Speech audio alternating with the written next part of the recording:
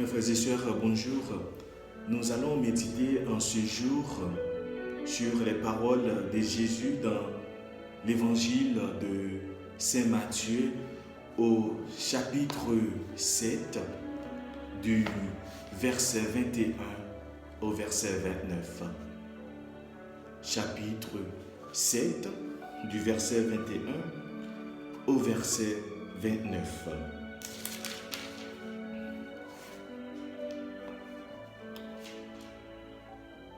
Ce n'est pas en me disant Seigneur, Seigneur, qu'on entrera dans le royaume des cieux, mais c'est en faisant la volonté de mon Père qui est dans les cieux. Beaucoup me diront en ce jour-là, Seigneur, Seigneur, n'est-ce pas en ton nom que nous avons prophétisé? N'est-ce pas en ton nom que nous avons chassé les démons? En ton nom que nous avons fait bien des miracles? Alors, je leur dirai en face, jamais je ne vous ai connu. Écartez-vous de moi, vous qui commettez l'iniquité. Ainsi, quiconque écoute ces paroles que je viens de dire et les met en pratique peut se comparer à un homme avisé qui a bâti sa maison sur le roc.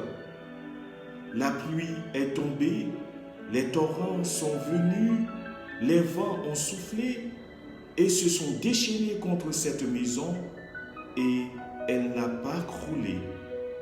C'est qu'elle avait été fondée sur le roc. Et quiconque entend ces paroles que je viens de dire et ne les met pas en pratique, ça peut se comparer à un homme insensé qui a bâti sa maison sur le sable. La pluie est tombée, les torrents sont venus, les vents ont soufflé et se sont rués sur cette maison. Et elle s'est écroulée. Et grande a été sa ruine. C'est la parole de Jésus aujourd'hui.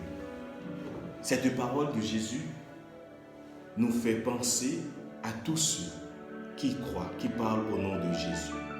Elle nous interpelle aussi à regarder autour de nous les faux prophètes, les gens qui se réclament prophètes, qui parlent au nom de Dieu, qui apportent des faux témoignages.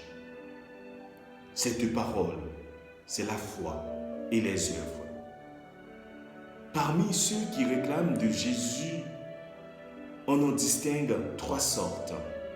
Oui, il y a trois sortes.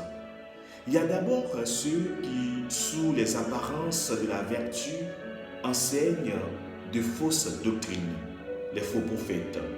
Et en Haïti, on en a plein. Ensuite, il y a ceux dont la doctrine est irréprochable, mais qui la détruisent par des œuvres mauvaises. C'est pour eux que Jésus dit, ce n'est pas en me disant Seigneur, Seigneur, qu'on entrera dans le royaume des cieux. En le disant à ses disciples, il leur commande implicitement de les éviter, car leur chemin ne mène certainement pas au royaume des dieux. C'est cette parole-là que Jésus nous révèle. Leur chemin ne mène pas au royaume des cieux. Beaucoup de ces personnes suscitées vont prétendre au nom de Jésus faire des prophéties, expulser des démons, opérer des miracles, mais elles seront toujours très loin du compte. À leur endroit, Jésus dira, je ne vous ai jamais connu. Écartez-vous de moi, vous qui commettez le mal. Ceux-là, Jésus les assimile à des insensés qui ont construit sur du sable. Comme pour dire que leurs œuvres, en apparence bonnes, n'ont jamais été bonnes. Et enfin, les véritables disciples en qui le Seigneur se reconnaît, ceux-là adjoignent l'acte à la parole et la parole à l'acte. C'est ça, Jésus nous dit. Connaître la volonté de Dieu est une chose, la faire en est une autre. Le vrai disciple est donc celui qui est capable de soutenir ses œuvres par son discours et appuyer son discours par ses œuvres. Les deux marchent ensemble, mes frères et sœurs.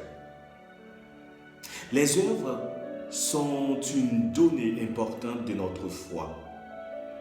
Et Saint Jacques avertit en ces termes, la foi, si elle n'est pas mise en œuvre, est bel et bien morte.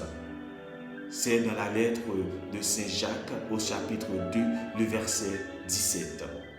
Jésus compare le vrai disciple à une personne sensée et prévoyante qui, malgré la peine et les épreuves, s'assure de la solidité de sa construction pour lui permettre de résister aux intempéries.